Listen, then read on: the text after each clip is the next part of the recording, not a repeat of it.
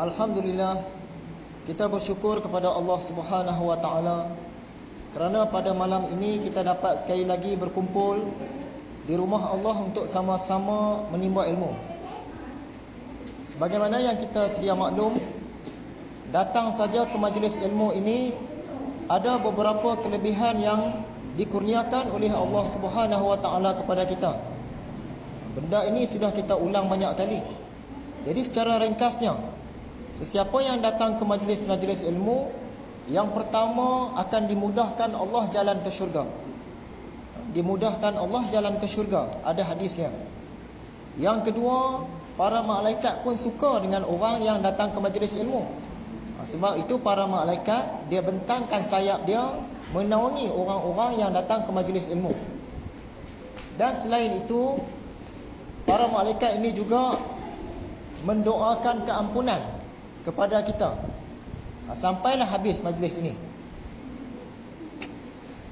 Yang ketiga, belajar satu bab daripada ilmu adalah lebih baik daripada seluruh dunia dan isinya. Dan yang keempat, pergi belajar satu bab daripada ilmu lebih baik daripada mengerjakan solat sunat 100 rakaat. Demikianlah tadi banyak kelebihan-kelebihan sekiranya kita datang ke majlis ilmu. Kita mulakan kuliah pada malam ini dengan sebuah kisah, iaitu kisah Luqman yang dikenali sebagai Luqman Al-Hakim.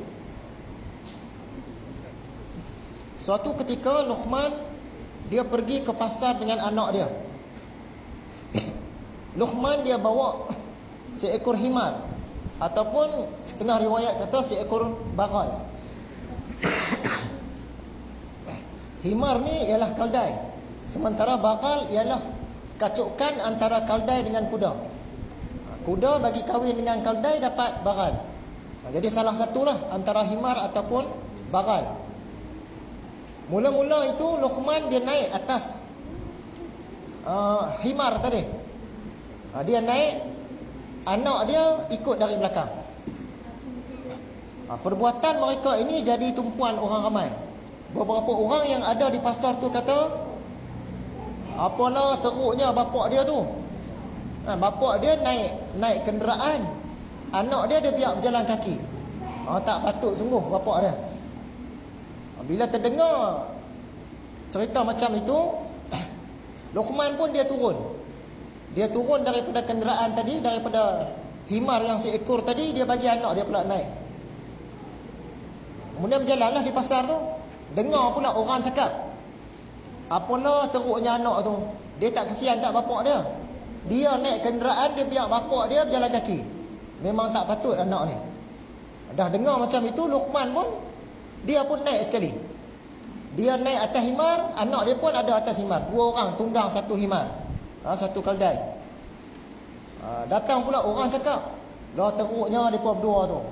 Dah lah himar tu binatang kecil, dua-dua orang sekali naik atas tu. Memang tak patut sungguh. Dengar macam tu pula, akhirnya Luqman dengan anak dia pun turun dua-dua berjalan, tarik himar tadi. Orang kata juga orang kata, apalah bodohnya mereka ni. Ada kenderaan tak mau naik, kenderaan ada, dua-dua orang pula berjalan.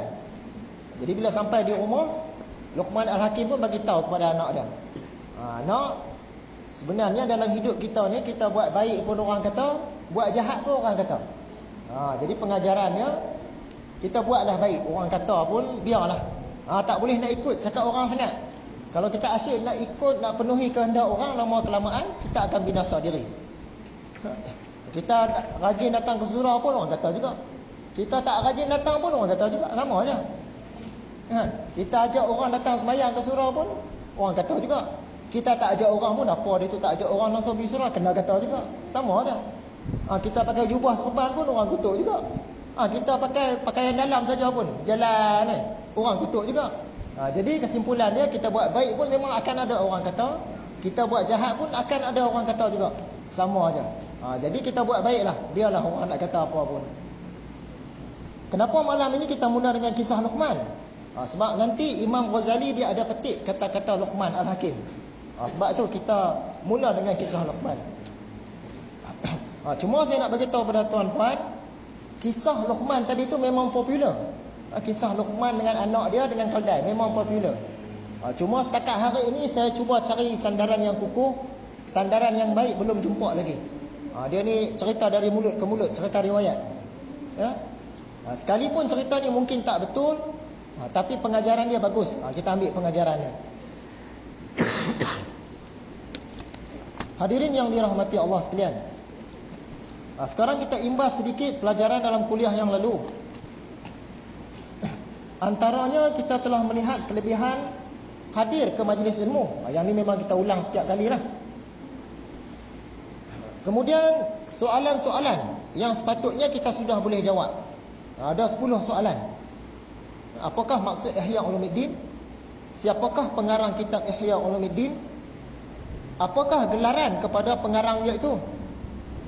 Apakah nama penuh Imam Ghazali? Sebutkan 2 kitab Imam Ghazali. Siapakah Muhammad bin Tumat? Siapakah nama adik Imam Ghazali? Apakah kelebihan-kelebihan datang ke majlis ilmu?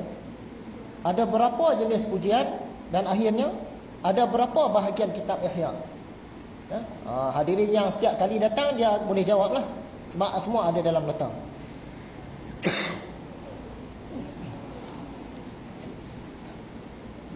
Kemudian antara kelebihan-kelebihan ilmu yang kita belajar dulu, Ibnu Abbas, salah seorang sahabat, kata untuk ulama ada beberapa tingkat di atas orang-orang beriman. Orang beriman tu dah hebat dah. Kalau orang berilmu ni atas lagi. Dengan 700 tingkat tingginya. Beza antara orang berilmu dengan orang yang sekadar beriman saja. Antara 2 tingkat itu jarak dia 500 tahun perjalanan. Jauh beza.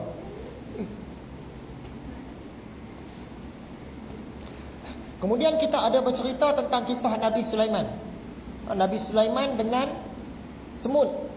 Nabi Sulaiman, ni cerita betul lah, kita petik daripada Quran. Nabi Sulaiman dengan burung hudhud. Nabi Sulaiman dengan jin ifrit. Nabi Sulaiman dengan seorang hamba Allah yang ada ilmu daripada kitab. Hamba Allah ni dia pindahkan singgah sana Ratu Balqis kelip mata saja. Dalam riwayat-riwayat dia kata nama dia Asif bin Barkhiyar. Dan akhirnya kisah Nabi Sulaiman dengan Puteri Balqis. Kita dah cerita hari itu.